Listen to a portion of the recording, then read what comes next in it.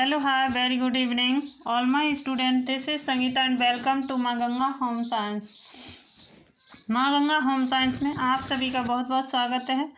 तो आज हम देखने वाले हैं संचार से जो भी क्वेश्चन बनते हैं वो क्वेश्चन हमारे इस यानी क्लास में होंगे। तो 10 से 12 क्वेश्चन हमारे संचार के पूछे जाते हैं, यानी हमारे फर्स्ट पेपर में भी और सेकंड पेपर में भी पूछे जाते हैं। फर्स्ट पेपर हमारे नेट में और सेकंड पेपर हमारे जो सब्जेक्ट है उसमें और एलटी में, यानी सभी से हमारे इस चैप्टर से क्वेश्चन पूछे जाते हैं सभी एग्ज़ाम में जो होम साइंस से संबंधित हैं।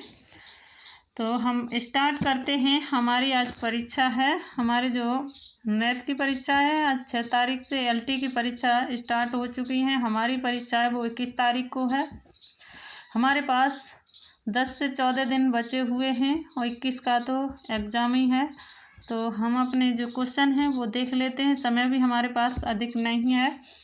तो पहला क्वेश्चन है हमारा क्या, कम्युनिस्ट शब्द की उत्पत्ति किस भाषा से हुई है? कम्युनिस्ट शब्द की उत्पत्ति किस भाषा से हुई है? तो फ्रेंच से, लैटिन से, जर्मन से, चाइनीज से।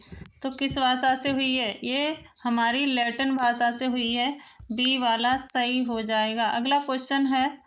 अगला क्वेश्चन है हमारा, संचार के स्तरों पर आधारित वर्गीकरण है। संचार के स्तरों पर आधारित वर्गीकरण कितने आधार पर वर्गीकरण है? अंतरावैयक्तिक,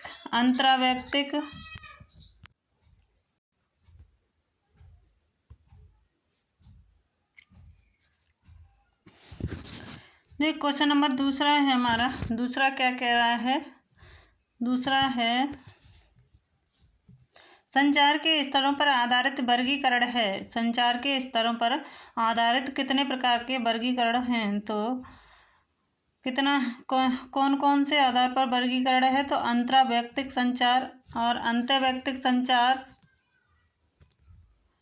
समूह संचार, उपर्युक्त सभी। तो ये इसमें कौन सा राइट आंसर होगा?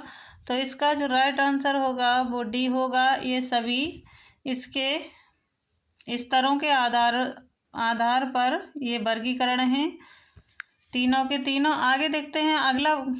अगला क्वेश्चन है हमारा शाब्दिक संचार।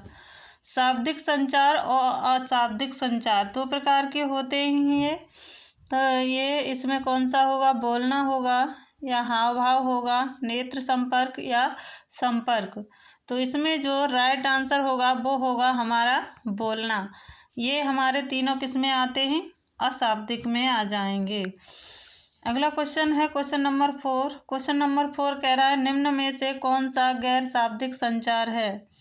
तो गाना, बोलना, के सज्जा, कभी कभी स्वर लहजा। तो इसका जो राइट आंसर है वो कौन सा होगा? गाना अशाब्दिक में नहीं होगा, ये शाब्दिक में आ जाएगा। बोलना भी और कभी कभी स्वर लहजा, ये भी जब हम बोलेंगे तभी स्वर का लहजा पता चलेगा। तो इसका जो राइट आंसर होगा सी इज द राइट आंसर। के सज्जा हमारा क्या राइट आंसर हो जाएगा। अगले प्रश्न पर आते हैं। अगला प्रश्न है निम्न में से संचार माध्यमों का कार्य है? सूचना देना, प्रेरणा देना, मनोरंजन या उपर्युक्त सभी। तो संचार हमारा सूचना भी देता है, संचार के द्वारा हमें सूचना भी मिलती है, प्रेरणा भी मिलती है, मनोरंजन भी मिलता है। ये सभी हमारा सही हो जाएगा। D is the right answer. अगले प्रश्न पर आते। अगला प्रश्न है हमारा, अगला प्रश्न क्या कह रहा है? अगला प्रश्न कह रहा है भारत में टेलीविज़न की शुरुआत कब हुई? तो 1959 ईस्वी, 1960 ईस्वी, 1965 ईस्वी, 1962 ईस्वी। तो कौन सा ऑप्शन सही हो जाएगा? तो इसका जो राइट आंसर होगा वो कौन सा होगा? ए वाला 1959 ईस्वी सही हो जाएगा। अगले प्रश्न पर आते हैं। अगला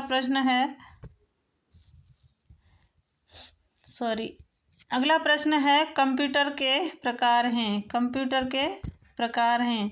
तो कंप्यूटर के कौन कौन से प्रकार हैं? तो कंप्यूटर मेन फ्रेम से होता है, मिनी कंप्यूटर होता है, माइक्रो कंप्यूटर होता है या उपर्युक्त सभी। तो इसका जो राइट आंसर होगा ये सभी होगा। ये सभी प्रकार के कंप्यूटर होते हैं, मेन फ्रेम्स भी, मिनी कंप्यूटर भी, माइक्रो कंप्यूटर भी होते हैं। तो ये सभी हमारे कंप्यूटर होते हैं। अगला प्रश्न है, किस माध्यम के जरिए प्रेषक से प्राप्तकर्ता तक सूचना अथवा विषय के संप्रेषण की प्रक्रिया कहलाती है? किस माध्यम के जरिए प्रेषक से प्राप्तकर्ता तक सूचना अथवा विषय के संप्रेषण की प्रक्रिया कहलाती है? तो क्या कहलाती है? संचार कहलाएगी, संप्रेषण कहलाएगी, अधिगम कहलाएगी, ये सभी कहलाएगी। तो ये क्या कहलाएगी? संचार कहलाएगी। अगला प्रश्न है, चिकित्सक एवं रोगी की बातचीत किस संचार के अंतर्गत आती है? तो अंतरावैयक्तिक संचार, अंतःवैयक्तिक संचार, समूह संचार, अंतः संस्था संचार। तो किसके अंतर्गत आएगी? ये हमारी जो चिकित्सक और रोगी के बीच की बातचीत है वो हमारी किस इंटरपर्सनल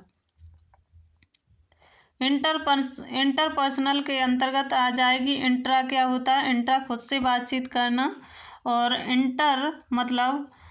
इंटर होता है मतलब ये दो लोगों के बीच बातचीत, जैसे कि डॉक्टर और रोगी, इन दोनों के बीच बातचीत वो इंटरपर्सनल कहलाती है। इंट्रापर्सनल हमारी खुद से बातचीत कहलाती है। तो समूह संचार यानी समूह में संचार करना यानी बातचीत करना, ये समूह संचार। अंतः संस्था, ये अंतः संस्था से संबंधित हो जाएगा।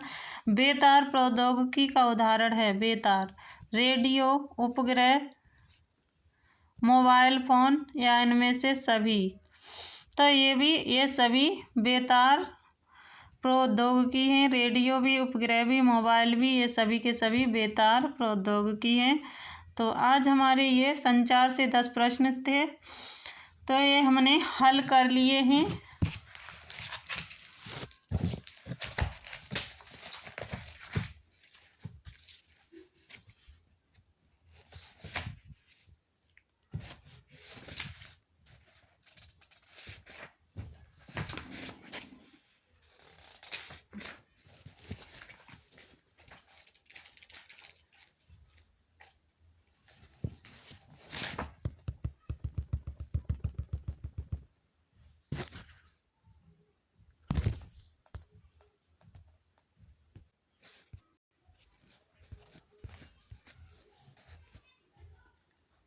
देखिए स्टूडेंट, तार और बेतार प्रौद्योगिकी का उदाहरण कौन कौन सा है? तार, बेतार। बेतार कौन से होते हैं? बेतार प्रौद्योगिकी का उदाहरण कौन कौन सा होगा? तो रेडियो होगा, माइक्रोवेव होगा, उपग्रह होगा, और बेतार टेलीविज़न होगा, मोबाइल फ़ोन होगा, ब्लूटूथ आदि, ये सभी होंगे। क्या क्या होंगे बेतार में? फिर से देख लेते हैं। रेडियो होगा, माइक्रोवेव होगा, और उपग्रह होगा, बेतार होगा, बेतार टेलीफोन होगा, और मोबाइल फ़ोन में ब्लूटूथ आदि, ये सभी बेतार के उदाहरण हैं। और तार वाले उदाहरण कौन से हैं? तार वाले देख लेते हैं। भूमि आधारित प्रौद्योगिकियां ये होते हैं, भूमि में तार पड़े होते हैं। तो उनमें कौन सा होगा? इनमें उदाहरण हो जाएगा लैंडलाइन टेलीफोन, बिना इंटरनेट के पर्सनल कंप्यूटर, ये सभी हो जाएंगे। और इस पर भी बात कर लेते हैं, आधारित पर कौन सा किस पर आधारित है उस पर बात करते हैं हम। संचार के पहला देखते हैं हम, पारस्परिक क्रिया के आधार पर वर्गीकरण। पारस्परिक ये किस पर है? ये बातचीत पर आधारित है। अगला इससे पहले वाला प्रश्न था वो आधार पर था, वो प्रश्न निकालते हैं, हम देखते हैं कौन सा है। हाँ, ये रहा। ये प्रश्न है हमारा, ये संचार के स्तरों पर आधारित। तो ये हमारे 3 हैं। पारस्परिक क्रिया के आधार पर कितने? 2 हैं, एक तरफा संचार और 2 तरफा संचार। और स्तरों पर आधारित कौन से हैं? 3 हैं। इसमें कौन सा? अंतर्वैयक्तिक और अंतरावैयक्तिक, और एक है समूह संचार। ये 3 हैं इसमें। और एक और है इसमें जनसंचार। ये किस पर आधारित हैं? ये हमारे स्तरों पर आधारित हैं, 4।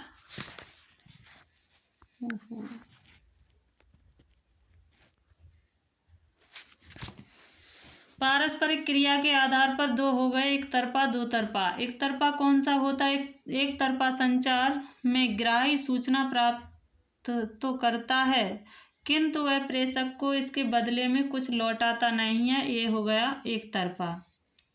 दो तरफा कौन सा है? यह एक प्रकार का संचार है जो दो या अधिक व्यक्तियों के माध्यम से होता है, जहां एक दूसरे के संप्रेषण करने वाले सभी पक्ष मतों, विचारों, सूचना आदि का आदान प्रदान शाब्दिक अशाब्दिक रूप से करते हैं। ये दो तरफा हो गया। अब आगे देखते हैं हम स्तरों के आधार पर। एक इस पे पारस्परिक क्रिया के आधार पर देखा, हम स्तरों के आधार पर देखेंगे तो हमारे चार होते हैं, अंतरावैयक्तिक और अंतर्वैयक्तिक, समूह और जनसंचार। ये सभी को मालूम होगा। अंतरावैयक्तिक ये हम खुद से बात करते हैं, अंतर्वैयक्तिक यानी ये हम एक दूसरे से बात करते हैं, जैसे कि रोगी और डॉक्टर से बात करना, आपस में बातचीत। और आगे हम देखते हैं समूह संचार, समूह में बातचीत करना। जनसंचार यानी बहुत बड़े, यानी एक क्या है, बहुत बड़े लेवल पर, यानी जैसे कि विश्व लेवल पर इसमें बात करना, ये सभी इसमें आता है।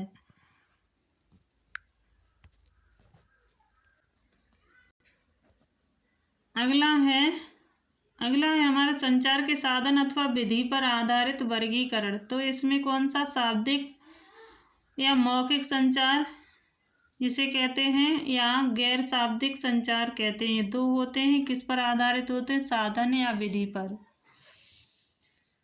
अगला है एक से अधिक इंद्रियों से काम कर लेने के आधार पर वर्गीकरण।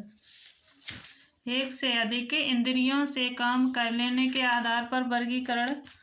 तो इसमें हम क्या पढ़ते हैं? इसमें लोग जो पढ़ते हैं उसका कितना 10% याद होता है। जो लोग पढ़ते हैं, जैसे कि पढ़ रहे हैं, तो उसका कितना परसेंट? 10% याद होगा। पढ़ और देख रहे हैं तो कितना 10% होगा। जो लोग सुनते हैं उसका लगभग 20%। जो भी कोई कह रहा है, वो सुन रहा है दूसरा, तो उसे कितना 20 से 25% याद हो जाएगा। सुनेगा तो 20 से 25%। जो लोग देखते हैं उसका लगभग देखने से कितना 30 से 35% उनके दिमाग में रहता है। देखना यानी दृश्य होता है। लोगों को जो देखते सुनते तथा उसका 50% या उससे अधिक पे याद कर लेते हैं। देखकर और सुनकर कितना 50% याद कर लेते हैं। जो लोग देखते हैं सुनते हैं उसका 20 से 25% या उससे अधिक याद रख लेते हैं। देखा या सुना गया है। और अधिक, जैसे कि अधिक इंद्रियों से काम लेने पर या अधिक स्पष्ट रूप से समझ में आता है और स्थायी रहता है। जैसे कि कार्य करते हुए कोई भी काम करते हैं तो उसमें अधिक होता है, अधिक यानी याद होता है। उसमें कितना 90% याद होता है। तो ये रहा आज का हमारा संचार सेशन। आज हम अपना यहीं ख़त्म करते हैं। तो थैंक यू सो मच।